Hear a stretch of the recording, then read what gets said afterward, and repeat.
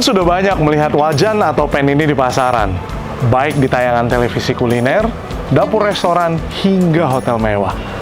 Sebagian dari kita mungkin bertanya-tanya dan juga penasaran, bagaimana sih rasanya menggunakan pen ini seperti selayaknya seorang profesional? Banyak orang yang merasa kalau menggunakan stainless steel pen itu susah.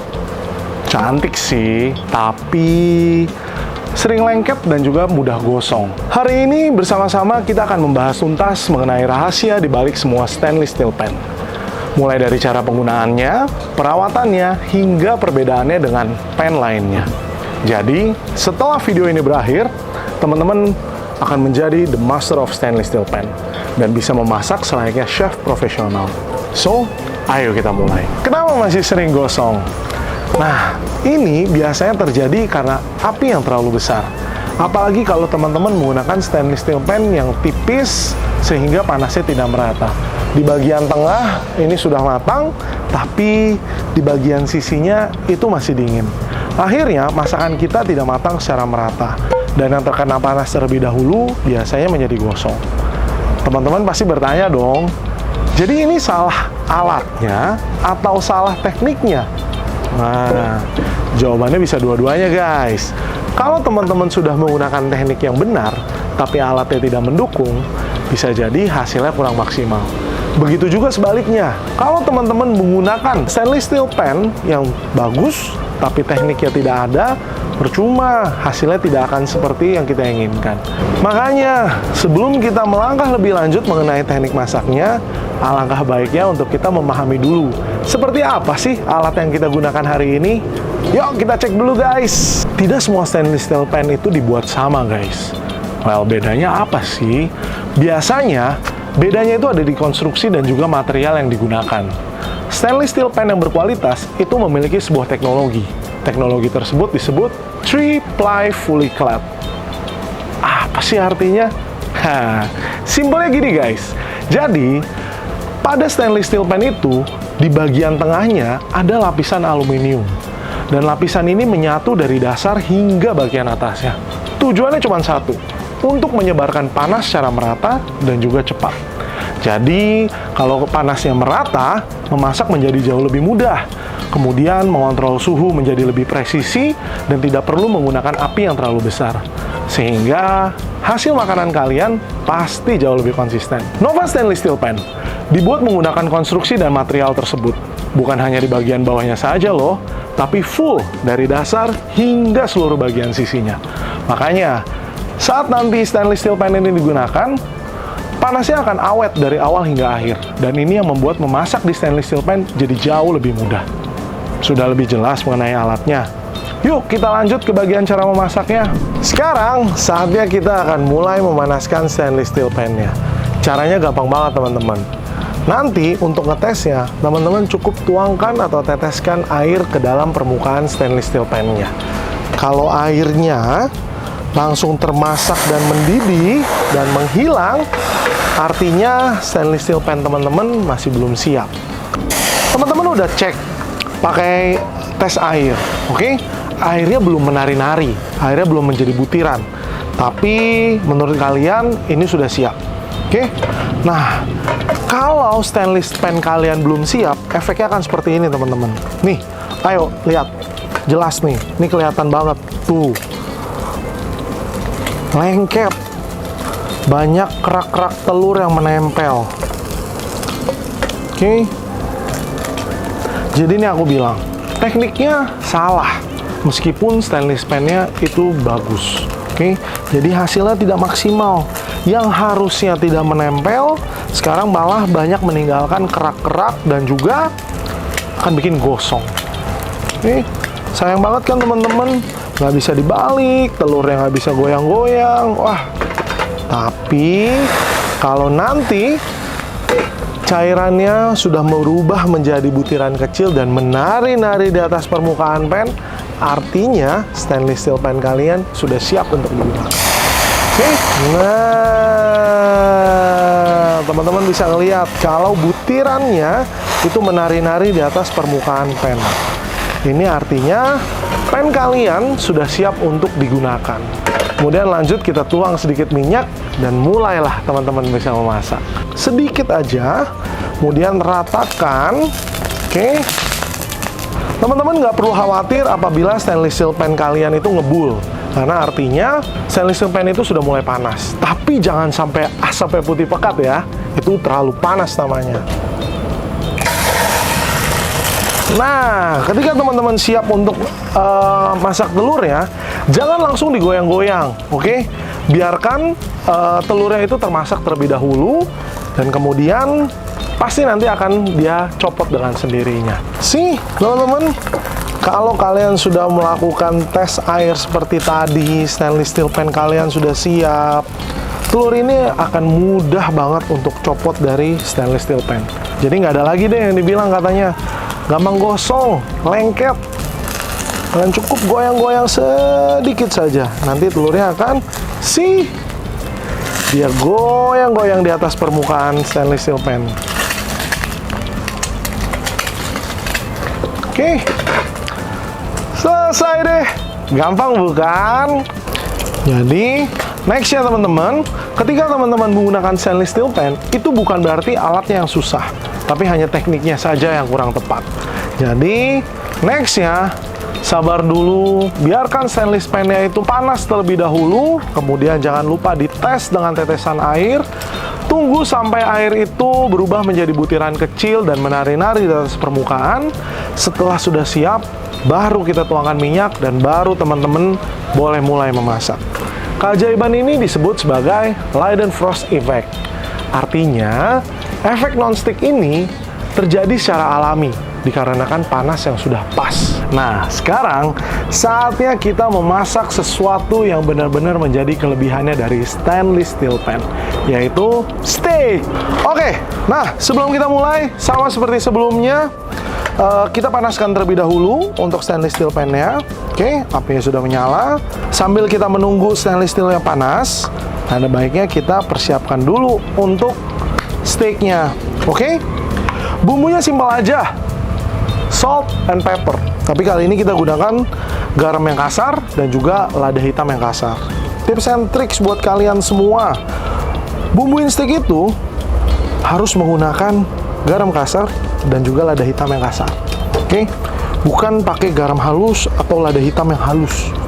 Nggak greget rasanya, kurang flavorful kalau dibilang. Nah, ini steak kita siap untuk kita masak. Kenapa sih dibilang masak steak itu adalah salah satu kelebihan dari stainless steel pan? Memang nggak bisa masak kayak di non-stick pan dan lain-lainnya. Oke, it's actually a very good question guys. Sedikit insight aja, perbedaan antara stainless steel pan dengan non-stick pan atau pan lainnya. Salah satu kelebihan dari stainless steel pan itu adalah mampu menghasilkan crust yang bagus, caramelize yang bagus pada steak kita. Artinya apa? Jadi, karena panasnya yang merata, dia mampu memanaskan si steak itu sampai crust-nya itu terbentuk dengan sempurna. Sedangkan kalau di non-stick pan yang biasanya terbuat dari material yang tipis, kemudian tidak tebal, menjadikannya panasnya kurang merata dan kurang panas. Sehingga caramelize tersebut cukup sulit didapatkan. Jadi, itu adalah kelebihan dari stainless steel pan. Oke, now saatnya kita akan masak steak. Oke, steaknya udah kita selesai marinasi, sudah kita bumbui juga. Kita pakai minyak sedikit saja.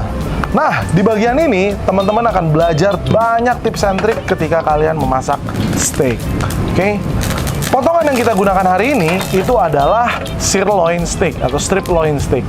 Nah, di strip loin steak ini, itu ada bagian lemak di atasnya.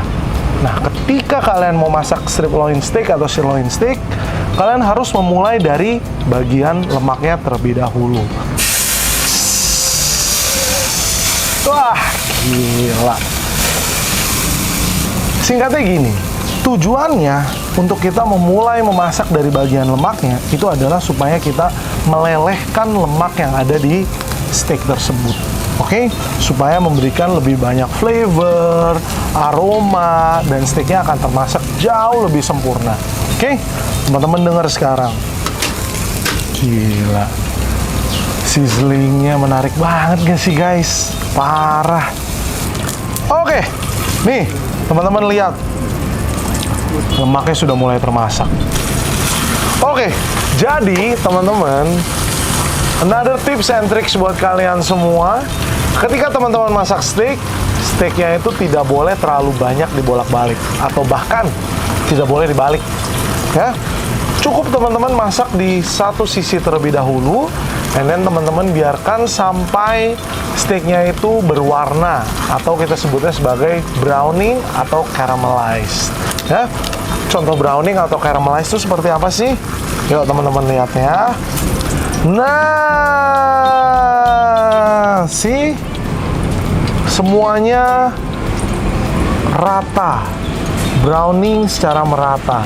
Inilah kelebihan yang bisa didapatkan dari stainless steel pan.